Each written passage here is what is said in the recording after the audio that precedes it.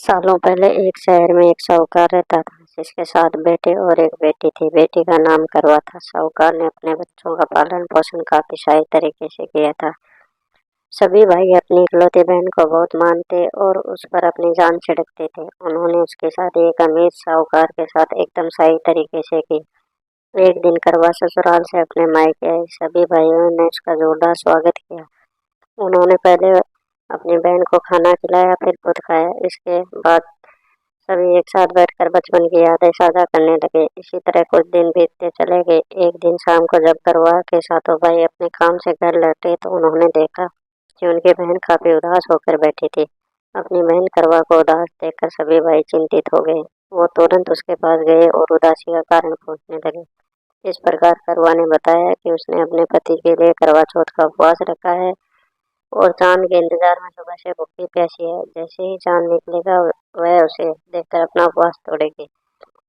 ये सुनकर भाइयों का भी मन उदास हो गया। वो सभी करवा के इस कष्ट को नहीं देख पाए, खासकर उसका सबसे छोटा भाई जिसे करवा से सबसे अधिक स्नेह था। बहन को भूखा प्यासा देखकर सभी भाई कुछ ऐसा उपाय सोचने लगे जिससे वो अपनी बहन का कष्ट दूर कर सके। तभी उन्हें एक तरकीब सूझी। सभी भाई तुरंत एक पीपल के बड़े से पेड़ के पास पहुंचे। उनमें से सबसे छोटा भाई एक जलता हुआ दीपक लेकर उस पेड़ पर चढ़ गया और एक छलनी में रखकर वहीं छोड़ दिया।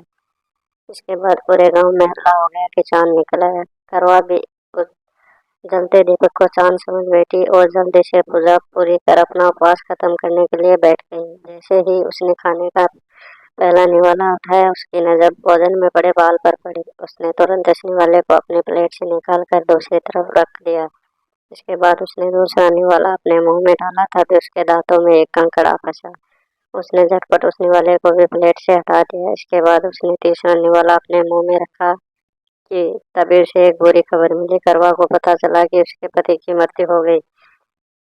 ये सुनते ही करवा पूरी तरह से टूट गई और जोर जोर से रोने लगी। कुछ समय बीतने के बाद उसे अपने पति की मृत्यु की सच्चाई का पता चला। उसे जानकारी मिली कि उसके भाइयों के कारण उसने दीपक को चांद समझ लिया था और अपना उपवास खत्म किया था। इस वजह से देवता नाराज हो गए और उसके पति को मृत्युदंड की सजा सुनाई। सच्चाई का पता चलने के बाद करवा ने अपने पति का अंतिम संस्कार नहीं करने का प्रण लिया। देखते देखते 1 साल बीत गया।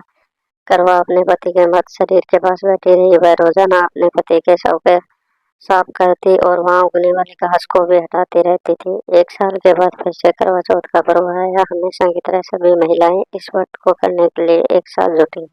इसमें उसकी सातों भाभी भी थी। शाम के समय पूजा समाप्त करने के बाद जब करवा की सभी भाभी उसके पास पहुंची तो उन्होंने करवा को आशीर्वाद मांगने को कहा। इस पर करवा ने सभी से एक एक करके अपने पति को जीवित करने का वरदान मांगा। करवा की यह मांग उसकी भाभी पूरी नहीं कर सकती थी। उन्होंने करवा को समझाया भी, लेकिन वह नहीं मानी। फिर उसकी एक भाभी ने बताया कि उसके छोटे भाई की वजह से ऐसा हुआ है, तो उसकी छोटी भाभी ही इस स्थिति को ठीक कर सकती है। ये करवा अपनी छोटी भाभी के पास गई। उसके पैरों में पड़कर अपने पति को जीवित करने का आशीर्वाद मांगने लगी।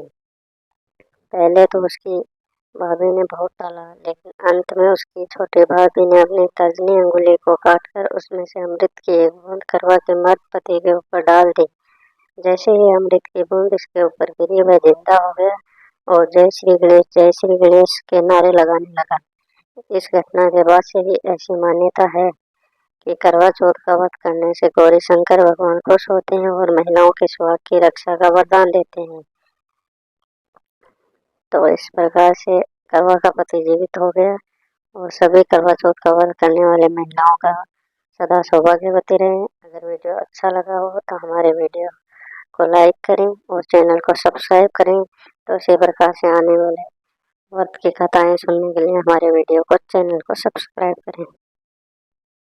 धन्यवाद।